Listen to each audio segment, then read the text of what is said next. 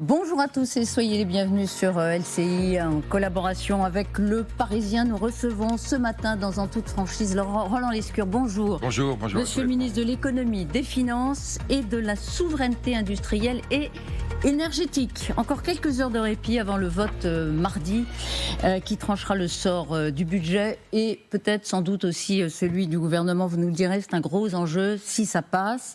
Ce budget de la sécurité sociale coûtera cher politiquement sans doute au gouvernement. Vous nous le direz, il rapporte moins dans les caisses. Roland Lescure, est-ce que le jeu en vaut la chandelle, vous nous le direz. Nous évoquerons aussi l'avenir des voitures thermiques, l'état de santé de l'économie française. C'est quand même important de savoir dans quel contexte on se situe. Et puis, on parlera d'un sujet que vous connaissez bien parce que vous êtes élu des Français de l'étranger aux États-Unis et au Canada. Ce document incroyable de la Maison-Blanche qui fait qu'on se demande si l'Europe est toujours alliée aux États-Unis. Mais d'abord, trois questions, vous répondez par oui ou par non. Je vous présente d'abord ceux qui vont avec moi vous interroger. Arlette Chabot, bonjour Arlette. Bonjour. Éditorialiste politique LCI. Bonjour Marcelo Westphal. Bonjour Elisabeth. Vous êtes bonjour. chef du service adjoint du Parisien. Tout à l'heure nous rejoindra Julien Arnaud du service politique TF1 LCI pour vous poser des questions au tac au tac. Moi, mes trois interrogations premières, ce sont les suivantes. D'abord, Sébastien Lecornu, Premier ministre, est-il davantage soutenu par le Parti socialiste que par le Parti Horizon d'Édouard Philippe? Non. Les prix de l'électricité vont-ils augmenter en début d'année prochaine? Non. Lirez-vous le livre de Nicolas Sarkozy, récit de son expérience unique en prison? Ça sortira en librairie le 10 décembre. J'ai pas beaucoup de temps de lire ces temps-ci, donc probablement non. Voilà, 3 fois non. On va essayer de comprendre essayer de trouver pourquoi. des oui, du coup, et pour voilà. le reste. En toute franchise, n'oubliez pas, Roland Lescure. C'est promis. Tout se joue cette fois mardi. Donc on revient au budget de la sécurité sociale. C'est une borne de calendrier fondamentale pour le gouvernement et pour les Français. Vous espérez que le compromis va payer. Pas trop fort le prix à payer? Non, c'est pas un budget idéal, c'est pas un budget qui m'enchante, mais il faut le voter, il faut avancer. On a beaucoup travaillé ces dernières semaines, à l'Assemblée, puis au Sénat, puis à nouveau à l'Assemblée. Les débats ont été longs, les débats ont parfois été fastidieux, il y a eu des victoires et des défaites sur tous les bancs. On a aujourd'hui un budget, il faut le voter, parce que, j'ai envie de dire, il est temps qu'on puisse passer à autre chose, on y reviendra, il y a plein de défis. S'il n'est pas voté, ça veut dire qu'on a des comptes de la sécurité sociale qui sont hors de contrôle, et une procédure budgétaire qui se poursuit en plus. Il va falloir continuer à débattre pendant des semaines. Et je ne suis pas sûr qu'on puisse avoir un autre compromis. Donc je le répète, ce budget, il n'est pas idéal, il ne m'enchante pas. Il vous plaît pas? Non, il ne m'enchante pas, évidemment. C'est un budget de compromis. Moi, j'aurais préféré qu'on ait plus d'économies de dépenses. Elles n'ont pas été votées. Il y a des députés courageux d'ailleurs, y compris du groupe dont je suis ici, Ensemble pour la République, du MoDem, qui ont essayé sur ce qu'on appelle le gel des retraites, de proposer des amendements pour que les retraités aisés voient leur retraite stabilisée plutôt que d'augmenter de 1%. Donc c'était pas un effort énorme. Même ça a été rejeté. Donc on a un budget dans lequel j'aurais préféré qu'il y ait plus d'économies de dépenses, dans lequel j'aurais préféré que le déficit soit plus contenu. Mais c'est un budget de compromis. Et l'alternative est bien pire. Alors, donc Arlette, oui, bien sûr, il faut le voter, il est temps d'avancer. C'est une nouvelle version d'un quoi qu'il en coûte, un accord ou un compromis avec le Parti socialiste. Dans les rangs macronistes, il y en a qui trouvent quand même que c'est un peu dur à avaler. C'est parfois, on a le fondement du macronisme qui sont ainsi mis de côté, oubliés. Alors évidemment, symboliquement, on parle toujours de la réforme des retraites, mais suspendue, décalée. Mais il y a d'autres sujets. Franchement, vous-même, de temps en temps, vous vous dites, mais... Vous ne vous dites pas plutôt, mais qu'est-ce qui nous est arrivé quand même? Moi, j'arrive pas à avaler. Vous avez quand même un petit sentiment que ça reste sur l'estomac, ces négociations. Pour appuyer ce que dit Arlette, ce que disait cet élu macroniste dans le Parisien, tiens, dans votre journal, Marcelo, avec cette phrase, le parfait contraire de ce qu'on avait promis. C'est ce qu'on va faire voter. Non, alors je ne suis pas d'accord avec, je dirais, le côté un peu exagéré jusqu'au boutiste de cette phrase. Mais ce qui est vrai, vous avez parlé de symbole. La suspension de la réforme des retraites, c'est pas juste un symbole. Pour quelqu'un qui l'a soutenue, qui était au gouvernement au moment où elle a été adoptée, avec tout ce que ça a coûté, y compris aux parlementaires, en termes de violence dans leur permanence, en termes d'insultes sur les réseaux sociaux. Donc c'est pas un choix facile. Mais le compromis, c'est jamais facile. En fait, le compromis, ça fait mal. Si ça fait pas mal, c'est que c'est pas un compromis. Et aujourd'hui, je suis à peu près convaincu que les socialistes sont pas très heureux de voter un budget porté par un gouvernement dit macroniste. Donc soit on est prêt, et j'espère que ce sera la majorité des parlementaires, à faire ces efforts qui font mal, mais qui permettent d'avancer et de passer à autre chose, soit on n'est pas prêt à le faire. Clairement, la France Insoumise, le Rassemblement National ont indiqué qu'ils ne le feraient pas. J'espère que les autres vont faire cet effort, parce que ça fait mal, mais l'alternative est pire. Puis surtout, il faut qu'on passe à autre chose maintenant. Le monde avance c'est à 100 à l'heure. C'est pas très confiant. Ah non, hein. c'est pas fait. Non, je vous confirme que c'est pas fait aujourd'hui. Et que quand je vois les prises de parole des uns et des autres, chaque voix va compter. Donc j'attendrai mardi avec un certain optimisme parce que c'est ma nature, mais une certaine inquiétude aussi, parce que si ce budget de la Sécu, comme on l'appelle, n'est pas voté, ben ça veut dire qu'on va vers une Sécu avec un risque de dépenses et de déficit hors de contrôle. Pour fixer les idées, hein. Le déficit, c'était il y a 15 milliards d'euros il y a un an. On est au-delà de 20 cette année. Il y a combien ? 23 en 2025 à peu près. Et l'objectif, c'est d'être en dessous de 20. Ouais. Mais si on n'a pas de budget de la Sécu, on ira à 30. Ça veut dire que le déficit de la Sécu aura doublé en 2 ans. Ça, c'est un déficit hors de contrôle. Et il faut l'éviter. Maud Bréjon, il y a une semaine, mais juste... Les chiffres n'ont pas changé depuis une semaine. Il faut les avoir en tête. La phrase de Sébastien Lecornu... Revenons sur la phrase de Sébastien Lecornu cette nuit. Oui. Il revient désormais à chaque député de se prononcer en conscience pour l'intérêt général. Lui non plus, il n'est pas sûr. Hein. Oui.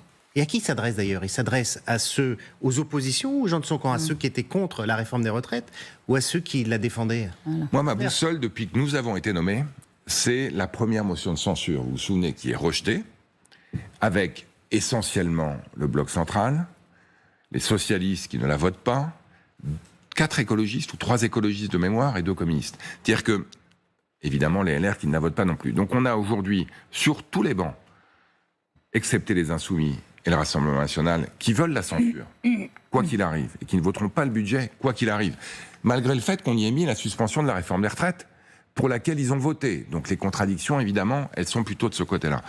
Pour tous les autres, je pense qu'il y a une possibilité de soutenir ce budget.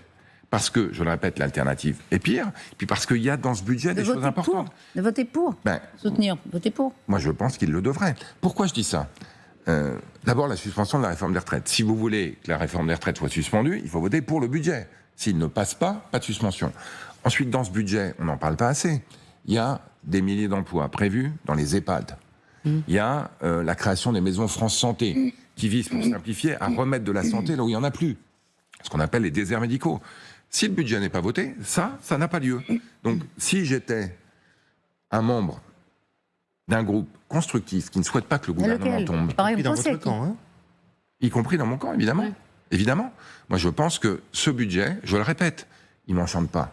Mais l'alternative est bien pire. Il faut le voter. Il faut qu'il passe, notamment pour qu'on ait un budget de la Sécu et qu'on ait tout ce que je viens de présenter, la suspension de la réforme des retraites, etc. Mais aussi pour qu'on puisse passer à autre chose. Le monde, il vient à 100 à l'heure. Moi, je rentre de Chine, on en parlera sans doute tout à l'heure. Le monde va à 100 à l'heure. Il faut qu'on avance, nous aussi, et qu'on investisse dans l'avenir.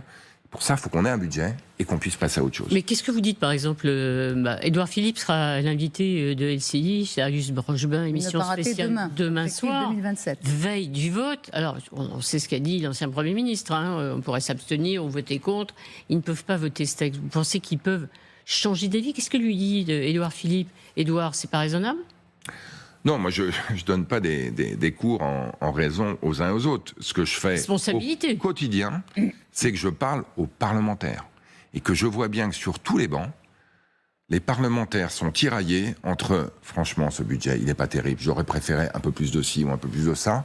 Mais franchement, c'est mieux que rien, il faudra le voter. Et donc, on verra si dans son groupe, par exemple, il y a des gens qui votent contre, ce que je regretterais vraiment vivement. Et vous savez ce qu'il dit, la réforme des retraites, pour lui, c'est identitaire. Mais oui, je comprends. Et ça l'est pour moi aussi. C'est ses convictions sur lesquelles il va s'asseoir. Oui, très bien, mais on peut s'asseoir aussi sur une majorité et dire, tant pis, il n'y aura pas de budget.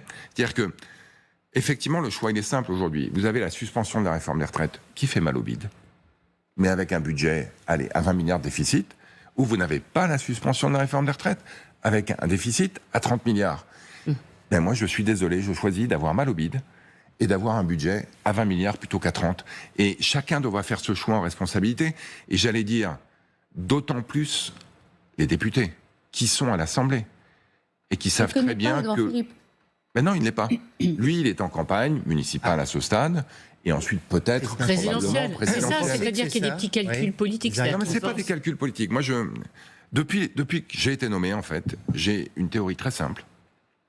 En France, il y a ceux qui veulent présider, et c'est tout à leur honneur. Ils sont nombreux, peut-être un peu trop, mais eux, ils se projettent sur 2027. Puis il y a ceux qui gouvernent. Ouais. Ceux qui gouvernent, ils sont là, j'allais dire, pour gérer l'ordinaire de manière un peu extraordinaire. C'est-à-dire gérer les comptes dans une configuration politique totalement inédite. Et c'est pas facile. Et ça prend du temps. Notamment au Premier ministre et à quelques-uns de ses ministres dont je fais partie.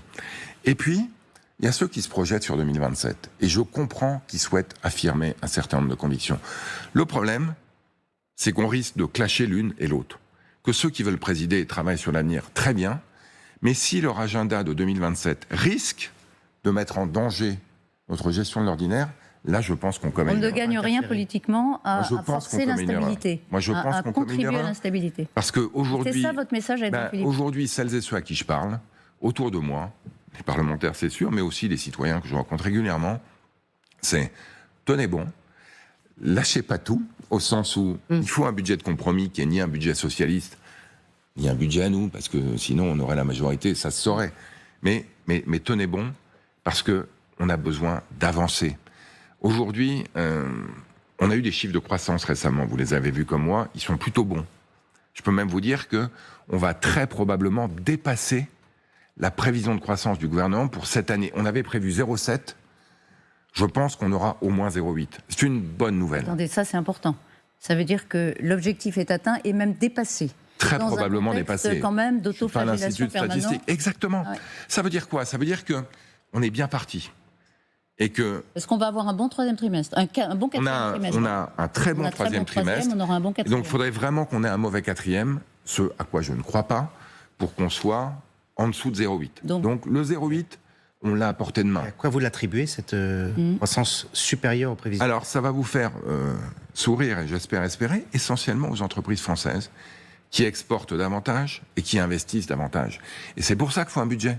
C'est pour ça que ce budget, il ne faut pas qu'il tape trop sur les entreprises non plus. On y reviendra parce que après les comptes de la Sécu, il y a les comptes de l'État qu'on va devoir voter.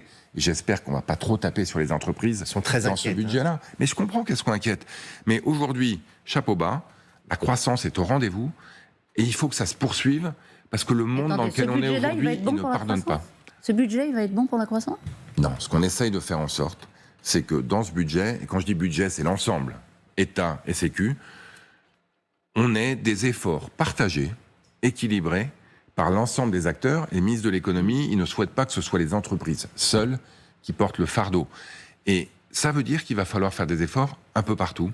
Mais ça veut dire juste, pardon, que la crise politique ou l'incertitude politique n'a aucun impact sur la croissance et les choix d'investissement. Au contraire. Donc pas de panique. Au contraire. Tout va bien. Au contraire. Le risque, si par exemple on n'a pas de budget de la Sécu mardi, si on n'a pas de la budget dans la foulée, que là, cette incertitude politique génère non seulement des inquiétudes économiques, elles sont déjà là, mais des décisions économiques.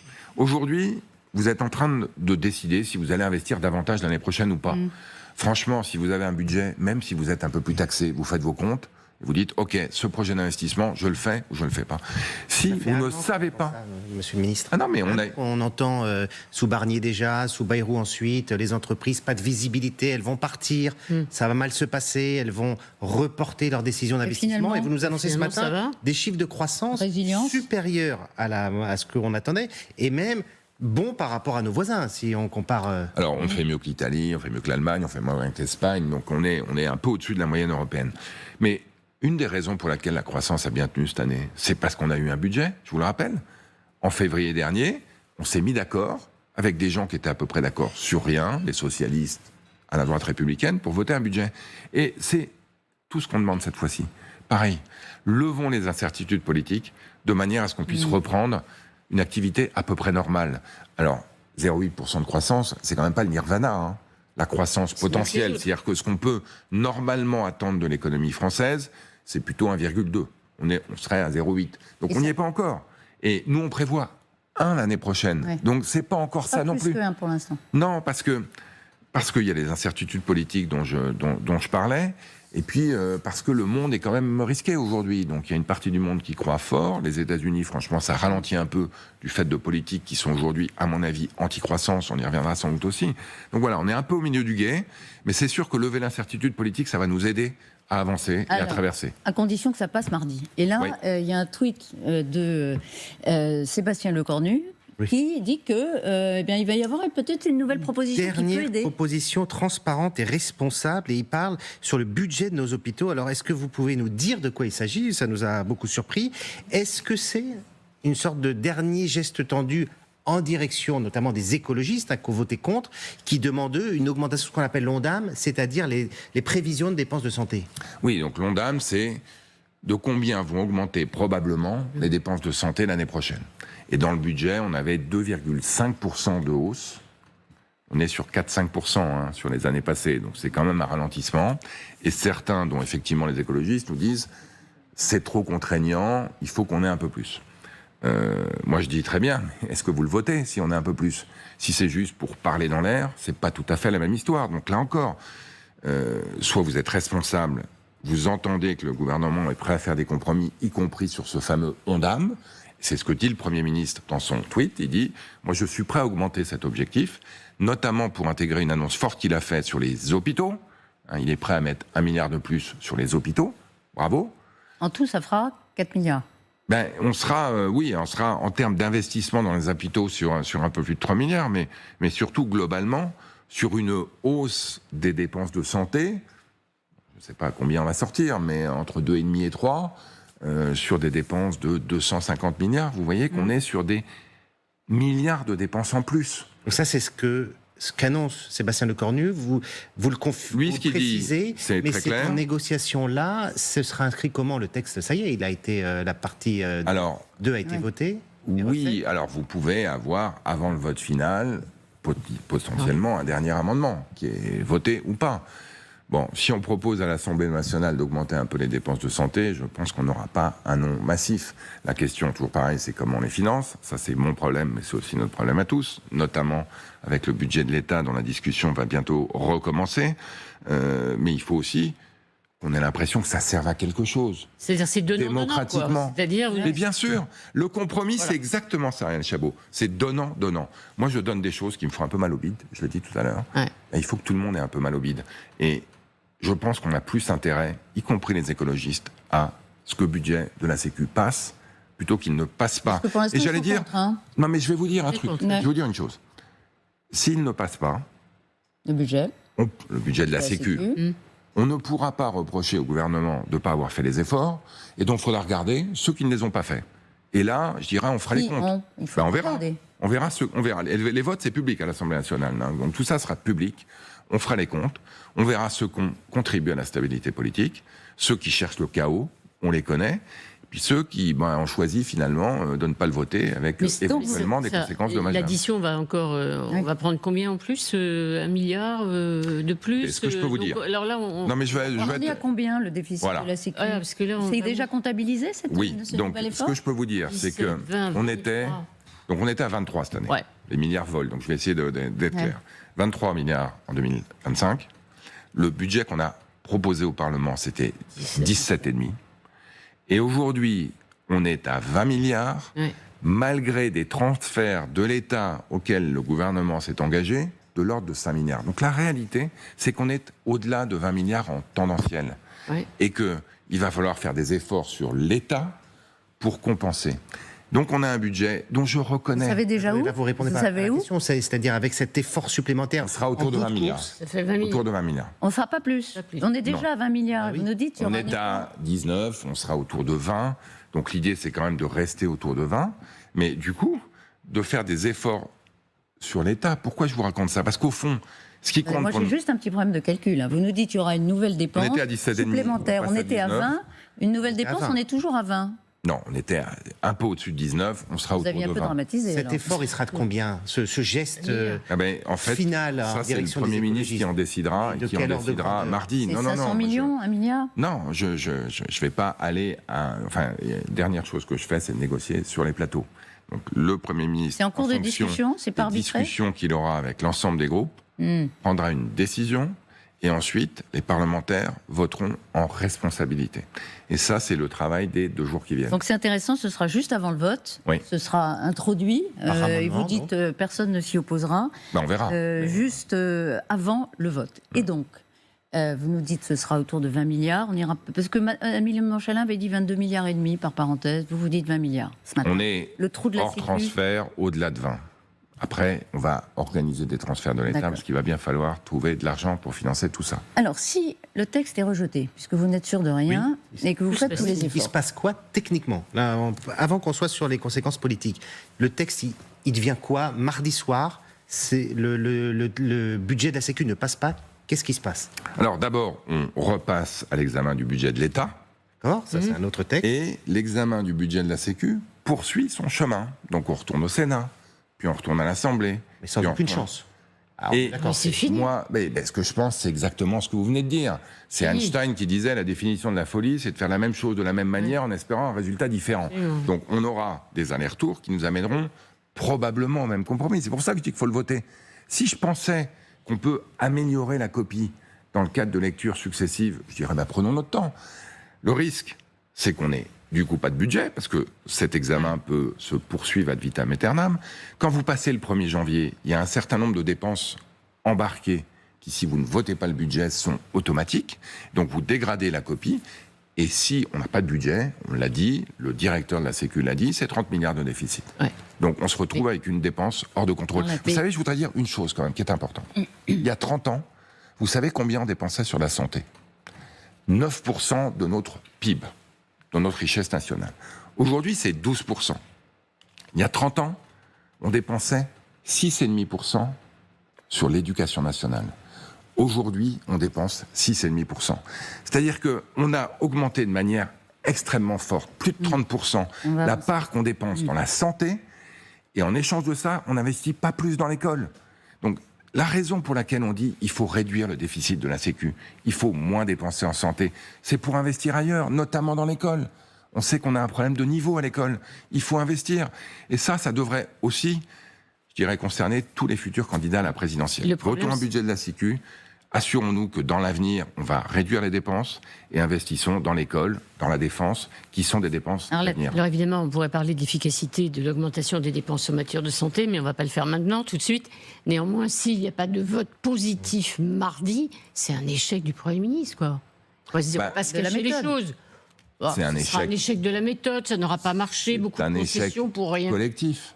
Oui. Collectif. Oui. C'est trop En fait, oui, mais aussi, donc, je pense qu'on n'a pas réalisé... Le Premier ministre compris, vous pouvez dire malheureusement, mais... Le Premier ministre a dit, en renonçant à l'article 49, alinéa 3 de la Constitution, a dit, moi je vais partager la responsabilité de ce budget avec les parlementaires. Donc ça serait trop facile de dire, les parlementaires ont pris leurs responsabilités, n'ont pas voté, c'est la faute du gouvernement. Je ne souhaite pas non plus pointer du doigt les parlementaires seulement. C'est un échec collectif, si ça ne passe pas. Mais imaginez qu'on puisse dire... Alors, pour une fois, là, ça fait 3 ans qu'on nous fait le coup, le gouvernement passe par 49.3, il passe en force, il impose son budget. Là, on dit, non, ce coup-ci, on va négocier. On négocie, on arrive à un compromis avec les groupes parlementaires. Les parlementaires ne le votent pas, et ce serait la faute du gouvernement. Non, ça serait trop facile. À partir du moment qu'on remet finalement notre responsabilité au centre du jeu et qu'on est prêt à la partager avec les parlementaires, dire qu'un échec du projet de loi de financement de la Sécu de mardi sera un échec du gouvernement, ça serait trop facile. On ne peut pas avoir le beurre, la responsabilité, et l'argent du beurre, c'est la faute du gouvernement. Vous continuez à exclure par principe tout 49.3 parce que les négociations elles sont faites, ça y est, vous avez une copie avec un compromis, vous pourriez décider simplement par régulation de mettre un 49.3 à la demande de François Hollande, à la demande au Sénat de Gérard Larcher. Non mais c'est intéressant cette question, effectivement, parce qu'on voit bien qu'on a été un peu dopé au 49.3 littéralement pendant 2-3 ans et que face à l'abîme de la responsabilité, il y en a un certain nombre qui se disent finalement ça serait plus simple si le gouvernement reprenait la main. Trop facile. Pour 2 raisons. D'abord parce qu'un 49.3 suppose quand même de déposer un budget acceptable. Donc il serait très probablement proche de celui qu'on a négocié avec les uns et les autres. Parce que vous imaginez, on arrive, on dit finalement, ce compromis est là, il y a un projet de loi, on va en prendre un autre et on va le soumettre à la censure. Et oui, on a négocié un compromis. Mesdames, messieurs les députés, il faut le voter. Alors, c'est l'heure de vérité maintenant. S'ils ne le votent pas, vous dites que c'est un échec collectif, le gouvernement compris. Est-ce que Sébastien Lecornu va démissionner, en tirer les conséquences, avant de risquer d'être censuré? Mais ça n'aurait aucun sens. Pour 2 raisons. D'abord, pour ce que je viens de dire, il y a un moment où, à partir du moment qu'on renonce à mettre notre responsabilité en jeu via le coup de massue qui était le 49.3, nous ne sommes pas les seuls responsables de ce qui se passe. Mais surtout, parce que je le disais, si ce budget n'est pas voté, il va falloir continuer le boulot. Il va falloir discuter le PLF, le budget de l'État. Il va falloir rediscuter le projet de loi. Ce sera mauvais signe pour le PLF, vous êtes d'accord, puisque vous dites que ça peut avoir un effet d'entraînement, le vote du budget de la Sécu. C'est s'il n'y a sûr pas cet effet d'entraînement... Il y a un chemin dans lequel le budget de la Sécu est voté, dans lequel on peut imaginer qu'on avance sur le projet de l'État, puis il y a un chemin dans lequel ce n'est pas le cas. Mais en tout cas, je ne pense pas qu'une démission du Premier ministre aujourd'hui n'arrangerait quoi que ce soit à l'affaire. Au contraire. Aujourd'hui, d'ailleurs, j'ai entendu personne appeler à cette démission en question, sauf peut-être ceux qui veulent le chaos, j'en ai parlé tout à l'heure. Mais pourquoi ? Parce qu'au fond, je pense qu'il a plutôt bien fait le boulot. Les gens le reconnaissent. Amélie de Montchalin, qui a passé des heures carrées au banc, a plutôt été appréciée comme quelqu'un qui propose des solutions techniques de compromis quand il y a des désaccords. Donc il attend la censure. En tout cas, aujourd'hui, si certains veulent le censurer, à part ceux dont je parlais tout à l'heure, très bien.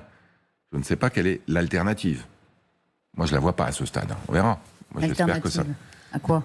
À Sébastien Lecornu. Non, mais censurer aujourd'hui le gouvernement, c'est de se dire quand même qu'on a envie de passer à autre chose. Oui, aujourd'hui, on a un gouvernement qui est plutôt apprécié dans la méthode, qui crée des compromis, qui est prêt à renoncer à des acquis que nous avons portés pendant 8 ans pour faire voter un budget. Bon, autant on avait des reproches qui avaient été faits au gouvernement précédent sur la difficulté à écouter. Là, je pense que, de ce point de vue-là, on peut dire qu'on a entendu tout le monde. Donc voilà. Dernière question avant d'accueillir Julien Arnaud. Non, juste pour préciser, parce qu'il y en a qui veulent effectivement déposer une motion de censure, censurer le gouvernement. L'objectif est toujours le même, et espérer qu'il sera encore temps pour dissoudre et retourner devant les urnes. C'est ça qu'ils souhaitent au fond. Et vous n'êtes pas à l'abri d'une surprise comme Michel Barnier avait été surpris par le Rassemblement national. Il pourrait y avoir effectivement conjonction et motion de censure adoptée et un gouvernement qui tombe. La raison pour laquelle j'ai, en fait, plus qu'accepté, proposé d'être membre de ce gouvernement, c'est que j'étais fondamentalement convaincu que l'équation politique avait changé depuis il y a un an. Il y a un an, on avait un Premier ministre qui pensait qu'il pouvait survivre grâce à un soutien plus ou moins implicite du Rassemblement national. Ils nous ont montré à 2 reprises que c'était totalement exclu. Et ça ne me surprend pas. Ils souhaitent le chaos, une élection, vous l'avez dit, anticipée, une majorité qui leur permettra éventuellement de voter l'amnistie de leur chef, etc., etc. Donc à partir de là, on n'est évidemment jamais à l'abri d'un vote des parlementaires. Moi, je pense qu'aujourd'hui, on a besoin de stabilité politique, notamment pour des raisons économiques, d'ailleurs. Donc, je n'appelle pas de mes voeux, ça c'est la moindre que je peux vous dire. Et les parlementaires à qui je parle n'en sont pas, en tout cas les raisonnables, gourmands non plus. Alors, dans un instant, on va parler avenir des voitures thermiques, on va parler de la hausse des prix de l'énergie, quelques questions politiques encore très intéressantes. Mais d'abord, bonjour Julien Arnaud, vos questions du tac au tac au ministre de l'économie. Bonjour monsieur le ministre. La production industrielle a légèrement progressé au mois d'octobre selon l'INSEE, mais la fin de l'année pourrait connaître une assombrie, notamment par les difficultés d'Airbus et les défauts détectés sur les panneaux de fuselage qui vont obliger l'avionneur à revoir à la baisse, ses objectifs de livraison pour l'année. Est-ce que vous êtes inquiet ? Non, j'ai beaucoup échangé avec Guillaume Faury qui était avec moi en Chine la semaine dernière. D'abord, ils ont très bien réagi à l'enjeu de logiciel. Et en 2 jours, ils ont rapatrié 6000 avions qu'ils ont recalibrés. Donc ça, sont maintenant dans l'ordre. Voilà, ça c'est rentré dans l'ordre. Et pour le reste, on a des petits défis qui font qu'on va limiter, ralentir un peu la production, mais on n'est en aucun cas dans des enjeux structurants qui nous conduisent à être inquiets, non ? D'accord. Donc on fait confiance à Airbus. On fait confiance à Airbus. Selon un sondage pour les Échos, une large majorité des Français estiment que l'imposition du patrimoine, je ne sais pas si vous avez vu cette enquête, est à la fois trop complexe, inefficace, trop haute, notamment sur les droits de succession et de donation. J'allais dire, c'est un peu toujours la même histoire. On fait quoi pour simplifier ? Moi, je pense que, malheureusement, ce sera un sujet pour 2027. Le grand soir fiscal, il n'est pas possible aujourd'hui. On a proposé un certain nombre de réformes qui ne passe pas à l'Assemblée nationale du fait de son éclatement actuel. Donc en 2027, je suis pour la simplification de l'outil fiscal et j'espère que certains vont le porter. En tout cas, moi, je serai prêt à voter pour ceux qui le porteront. C'est dit. Il y a un an, la réouverture de Notre-Dame de Paris, des travaux qui se poursuivent et la cathédrale a encore besoin de 140 millions d'euros. Pourquoi ne pas faire payer les visiteurs? On pourrait se dire c'est incompréhensible, non? Quand on connaît aujourd'hui, et vous en parlez, l'état désastreux des finances publiques pour sauvegarder le patrimoine. Bon, j'ai pas trop d'avis là-dessus, si ce n'est qu'ils payent déjà. Pour visiter les tours de Notre-Dame, on paye déjà. Donc est-ce qu'il faut faire payer davantage? Franchement, je ne sais pas. Je pense que la ministre de la Culture s'était exprimée là-dessus. J'ai pas vraiment d'avis. En tout cas, j'ai vu Notre-Dame, elle est sacrément belle telle qu'elle a été rénovée. Donc ça vaut peut-être le coup de payer un peu plus, mais en tout cas, vraiment, elle est très très belle. On célèbre le 120e anniversaire de la loi de 1905, séparation de l'Église et de l'État. Les crèches de Noël ont-elles leur place dans l'espace public? Est-ce que le respect de la loi ne doit souffrir d'aucune exception? Moi, je suis profondément laïque et par ailleurs athée. J'ai célébré Noël depuis tout petit. Je ne pense pas qu'on doit avoir des signes ostentatoires d'affirmation du caractère religieux d'un établissement public, en tout cas. Donc, dans une mairie, par exemple, une crèche dans une mairie. Moi, je suis pas pour. Moi, je suis pas pour. Non. Nicolas Sarkozy va publier le journal d'un prisonnier. On vous en révélait hier sur LCI des extraits exclusifs. Vous ne lirez pas forcément. Vous avez dit tout à l'heure. Moi, j'ai pas beaucoup le temps de lire cet ensemble. Alors, pour le coup, regardez ce qu'il écrit, notamment insulter les dirigeants du Rassemblement national, c'est insulter leurs électeurs, donc les nôtres, au moins potentiellement, écrit Nicolas Sarkozy. Et il explique aussi qu'il rejette un front républicain anti-RN. Est-ce que ça, vous êtes d'accord? Alors, je suis d'accord avec la phrase que vous avez mise sur l'écran. Ouais. J'ai vu ça aux États-Unis. Insulter Donald Trump, c'est insulter les électeurs de Donald Trump et c'est les conduire à être encore plus convaincus qu'il faut voter pour Donald Trump. Ça, c'est les leçons de l'élection américaine. Et donc, en aucun cas, il faut insulter qui que ce soit. Là où je suis pas d'accord avec lui. Et je pense que je suis pas le seul, puisque Bruno Retailleau lui-même a rejeté l'union des droites. C'est que on va avoir un choix important en 2027.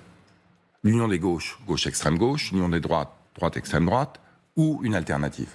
Et l'alternative, c'est celle que je porte depuis 8 ans, celle que le président de la République a portée, qui est de dire qu'au fond, ce qui nous rassemble au centre, du centre gauche au centre droit, sur l'Europe, sur le droit, sur la démocratie, sur la manière de tenir l'économie, est bien plus fort que ce qui nous divise.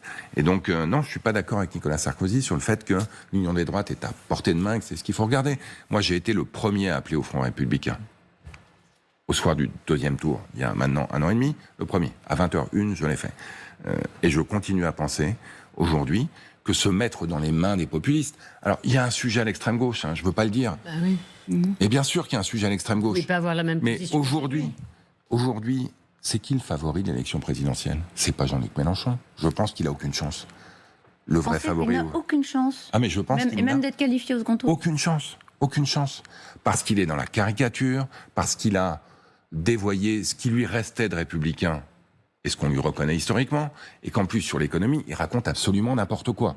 Donc, je pense qu'il n'a aucune chance. Et qu'aujourd'hui, il faut voir ce qui se passe dans le monde, les favoris de l'élection présidentielle, c'est Jordan Bardella et ou Marine Le Pen. Et de ce point de vue-là, moi je reste convaincu que leur modèle est le mauvais et qu'il faut faire émerger une alternative. Et je suis assez convaincu qu'aujourd'hui, c'est pas très clair, cette alternative. Qui et comment elle va émerger. Vous ne voyez pas d'incarnation? Pour l'instant, non. Il y a, je le répète, un certain nombre de gens aujourd'hui d'extrême qualité qui travaillent sur leur programme. Et j'allais dire tant mieux.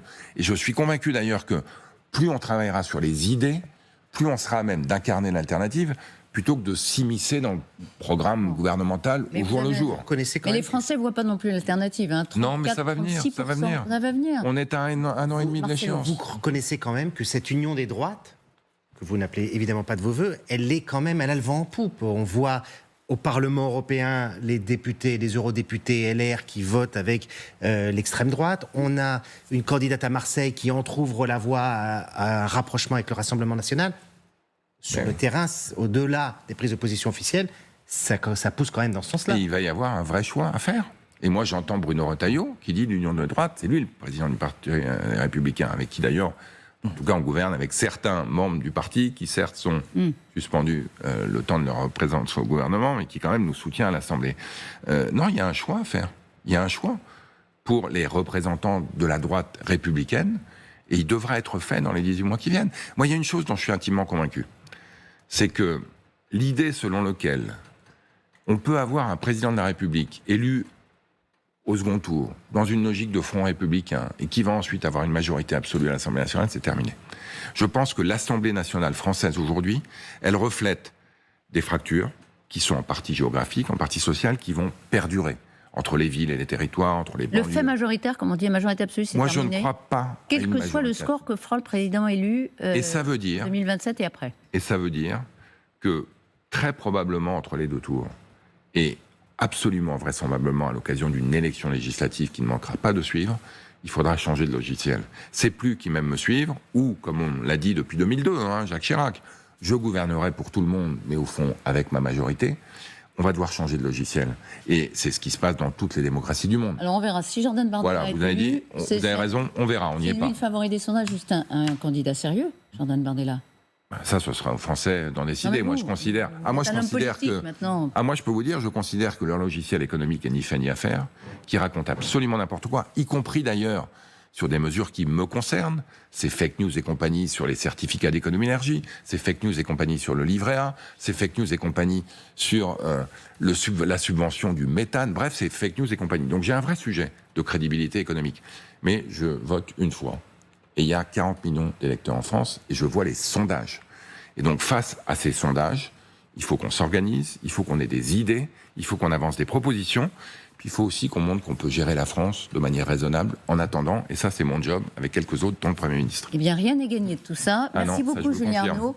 Alors, un sujet qui intéresse beaucoup les Français, c'est la voiture, la bagnole, comme dit parfois le président. Le Conseil européen devrait se prononcer, alors peut-être pas mercredi finalement, mais un peu plus tard, mais enfin c'est imminent, sur le calendrier pour la fin de la production des voitures thermiques. La date initiale, c'était 2035. Je voudrais juste qu'on écoute, ça fait quelques secondes, la dernière déclaration d'Emmanuel Macron sur le sujet.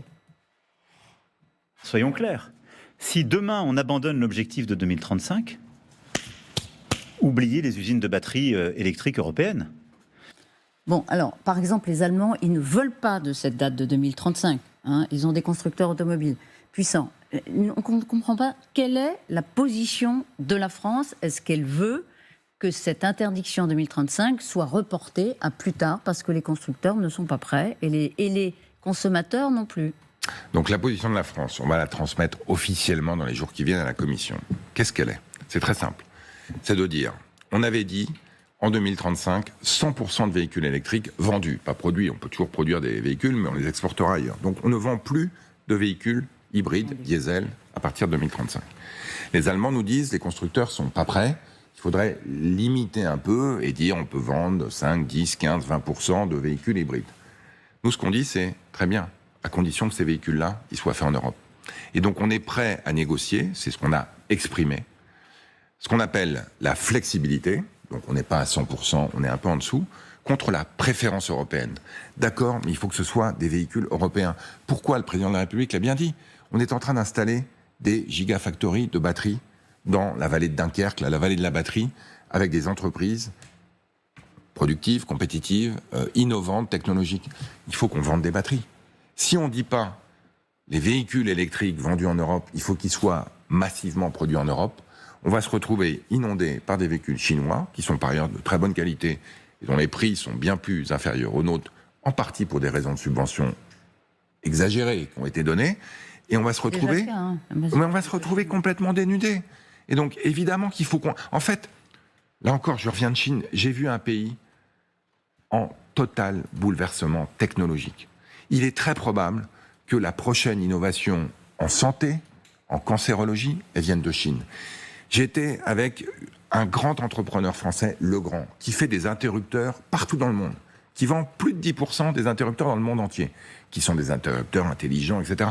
Ils me disent, aujourd'hui, mes innovations, c'est dans mon centre de recherche de Chine que je l'ai fait, et elles s'exportent partout dans le monde.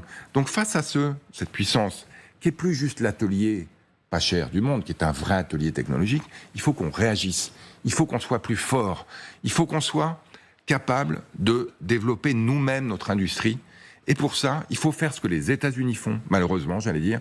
Ce que la Chine a fait, c'est protéger nos producteurs dans des secteurs importants. Et c'est notamment en automobile. Alors, ce que je trouve extraordinaire, vous dites que protéger notre capacité, notre industrie.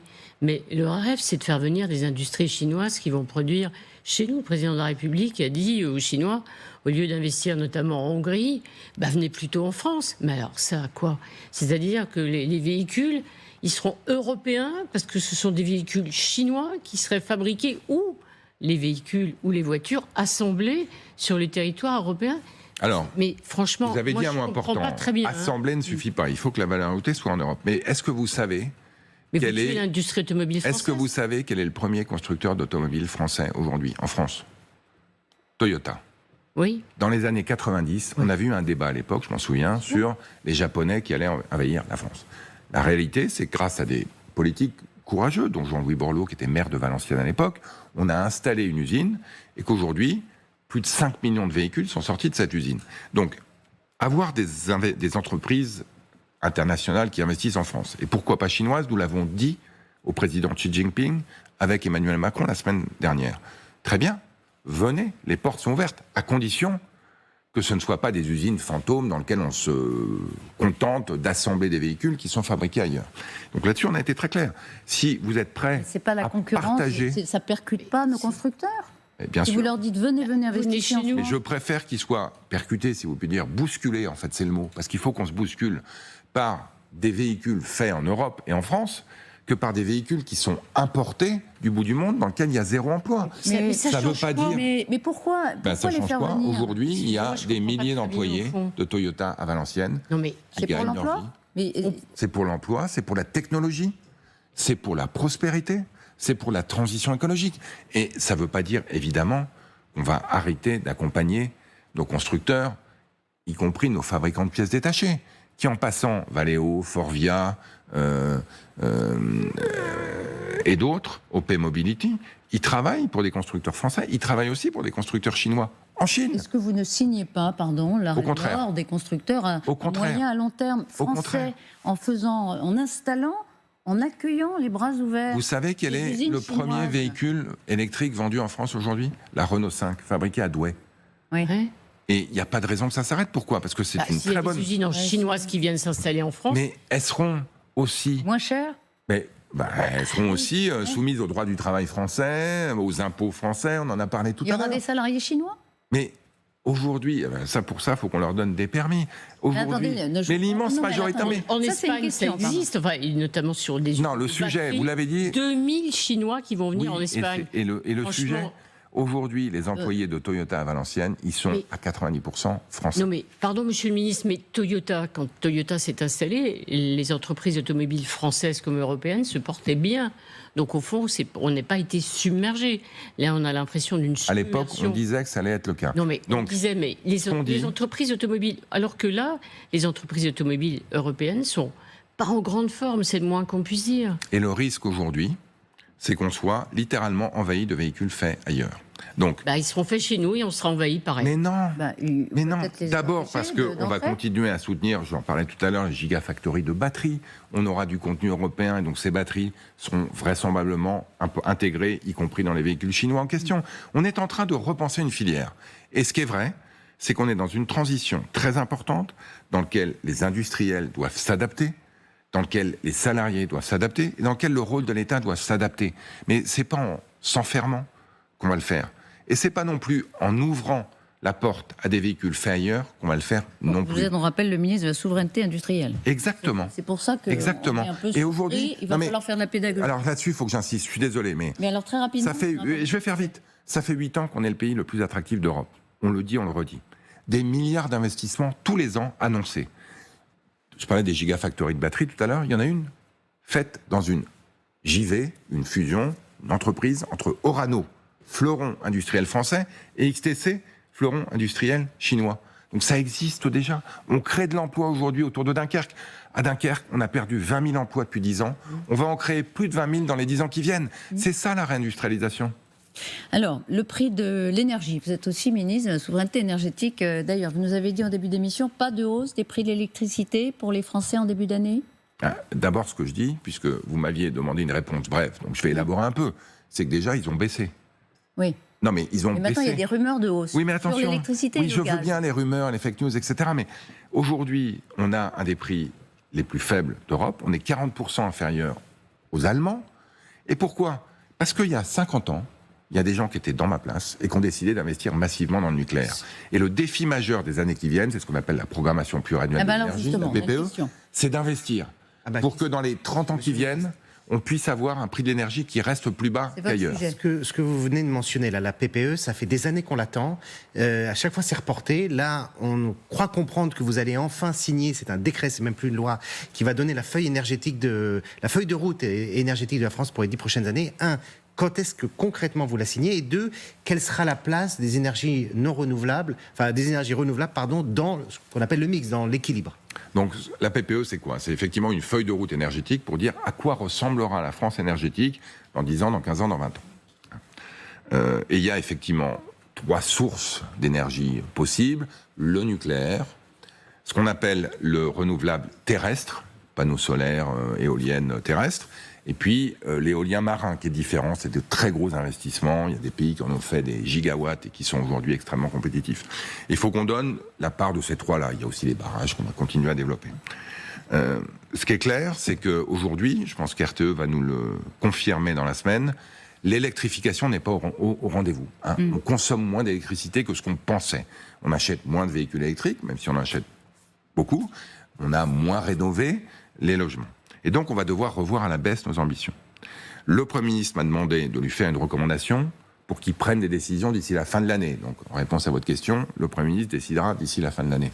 Il m'a demandé aussi de consulter les parlementaires. J'ai presque terminé mon tour. Je rencontre, donc il m'en reste encore un groupe. Donc, la semaine prochaine, j'espère, à rencontrer. Et donc, je vais être en mesure de faire des propositions au Premier ministre pour qu'il décide. Ce qui est vrai, c'est que la demande d'électricité est inférieure à ce qu'on pensait. Donc, on va sans doute revoir un peu à la baisse nos ambitions. Et ce qui est vrai aussi, c'est que l'acceptabilité du terrestre, les éoliennes, le solaire, éoliennes notamment, est inférieure à ce qu'elle était. Donc il faut qu'on intègre tout ça dans les préconisations qu'on va faire. Bon, on n'a plus le temps, mais on confirme, pas de hausse d'électricité pour les particuliers. En début d'année, vous nous avez dit non. Non, et on va même travailler pour voir si on peut trouver des manières de faire baisser. Mais franchement, là-dessus, c'est pas facile. Ça fait partie des demandes que va passer. Et le gaz, mais voilà, c'est ce que... augmenter Non, mais alors très vite, parce que... Non, mais très vite, aujourd'hui, le Sénat a voté un amendement qui fait baisser l'électricité et monter le gaz. Bon, il faut qu'on voit... Du gouvernement, il faut qu'on voit ce qu'on fait de cet amendement, parce qu'évidemment, il a une version éclairée, qui est la baisse de l'électricité, une version un peu plus sombre, qui est la hausse du gaz. Donc ça, c'est le débat budgétaire qui va en décider. Bien, à l'instant, le Kremlin fait savoir qu'il est tout à fait d'accord avec la stratégie de nouvelle sécurité des États-Unis. C'est un document, évidemment, qui fait beaucoup de bruit. Ça a été publié par la Maison-Blanche, qui est dans les priorités écrites, noir sur blanc, par la Maison-Blanche. Eh bien, il y a la description d'un continent européen promis à l'effacement civilisationnel, et qui prône la montée en puissance des partis européens patriotiques, qui, eux, savent cultiver la résistance à l'égard d'une trajectoire européenne, donc qui ne plaît pas à la Maison-Blanche. Vous avez été, je le rappelais tout à l'heure, vous êtes élu des Français de l'étranger aux États-Unis. C'est de l'ingérence par incaractérisée, ce que fait la En tout cas, moi, je ne m'attends pas à ce qu'un État, quel qu'il soit, y compris le plus vieil ami de la France, nous dise comment penser, comment organiser notre démocratie, comment organiser notre économie. Donc, moi, je ne prends pas de leçons de ce côté-là. Je réalise, si je puis dire, que ce qu'ils écrivent est finalement ce qu'ils disent depuis l'élection de Donald Trump. J.D. Vance a dit à peu près la même chose à Munich en février dernier. Et je dis surtout, concentrons-nous sur ce que nous, on doit faire pour répondre à ça. Et alors, on a l'impression que, justement, l'Europe est molle. Non, mais elle est un peu molle. Je le reconnais. Il faut la bousculer, il faut qu'on aille plus vite. Je vais vous donner un exemple très concret. Les petits colis, vous savez, Chine. On avait dit en Europe, on va arrêter la franchise douanière, donc on va mettre des taxes douanières sur ces colis d'ici 2028. Il y a 4 milliards de colis Chine par an qui arrivent. Moi, j'ai dit à mes collègues de l'ECOFIN, du Conseil des ministres des Finances, non, c'est pas 2028, c'est maintenant, les amis. Ils ont accepté. Et donc, on aura des taxes sur les petits colis dès 2026 en Europe. Donc, on peut bousculer, parce que au fond, l'Europe, quand elle est... Vous lui dites il faut que l'Europe s'arme suffisamment pour faire pièce... Qu'on change de braquet. Mais enfin, qu'on aille plus vite. C'est écrit noir sur blanc qu'il faut aider les partis européens patriotiques en Europe, Parce que sinon, l'Europe va s'effacer. Ça vous choque pas? Mais non seulement ça me choque, mais vous savez que l'Europe a agi là-dessus. X a été condamné à 120 millions d'euros d'amende cette semaine. Pour manquement juridique. Pour manquement juridique. Pas pour ingérence politique. Non, parce que ça, il y a une enquête qui est toujours en cours là-dessus. Elle n'est pas terminée. Sur l'impact du réseau, sur d'éventuelles campagnes. Mais vous savez ce qui a été condamné? C'est très simple. Hein. Le petit tic bleu. Quand vous êtes sur X, vous pouvez certifier votre compte. Moi, je certifie le fait que je suis un ministre. Sur X, vous pouvez payer pour certifier. Et donc, vous pouvez payer pour certifier, donner aux gens l'impression que c'est un compte sérieux, derrière un faux compte. 120 millions. En fait, ça coûte 40 millions, il y a d'autres raisons. C'est rien. Dans la fortune d'Elon Musk, c'est rien, 0,02. Non, alors je suis toujours pas sur X, donc je suis un mauvais exemple, effectivement. J'ai décidé d'en sortir il y a un an, et j'en reste en dehors, donc je suis sur d'autres réseaux. Non, 120 millions, la fortune de Musk, rien. Hein. C'est 0, quelque chose. Je peux vous dire que vu le message sur X, dont j'ai eu connaissance qu'il a posté il a écrit « Abolished EU ». Voilà. C'est-à-dire abolissons. Donc c'est quand même 120 millions qui font un peu mal. Nous, on est là pour affirmer nos valeurs, et on le fait. Mais en revanche, il faut aussi qu'on montre aux citoyens européens qu'on est prêt à leur donner un chemin de prospérité, de force, de souveraineté. Et ça passe par l'industrie, ça passe par la compétitivité, ça passe par l'innovation. On est prêt à le faire. Il faut qu'on change de braquet, qu'on se bouscule un peu. Ça fait combien d'années qu'on dit qu'il faut que l'Europe change de braquet parce que le monde bouge et nous, on a toujours autant de mal? Je vous l'ai dit, sur les petits colis, on a changé de braquet. Sur les véhicules électriques, on va changer de braquet. Moi, je pense que sur ce qu'on appelle la clause de sauvegarde, on protège notre acier européen. Mais effectivement, je pense que le temps s'accélère et qu'on a besoin, là encore, pour revenir au début de notre conversation, de passer à autre chose. Votons ce budget et investissons dans l'avenir. On en a vraiment besoin. Vous avez vu que la classe politique est le problème numéro 1 des Français. Il reste 2 secondes, mais vous êtes un problème pour les Français. Mais je le comprends aujourd'hui. Je ne veux pas vous dire que je suis très heureux de la situation dans laquelle on est. Faisons en sorte qu'on montre aux Françaises et aux Français, au-delà des discussions qu'on a au jour le jour, on est prêt à faire avancer leur sujet, notamment l'industrie dans les territoires, l'emploi, le pouvoir d'achat. On est capable de le faire, il faut leur montrer. Merci beaucoup, Roland Lescure, d'avoir été notre invité aujourd'hui dans En toute franchise.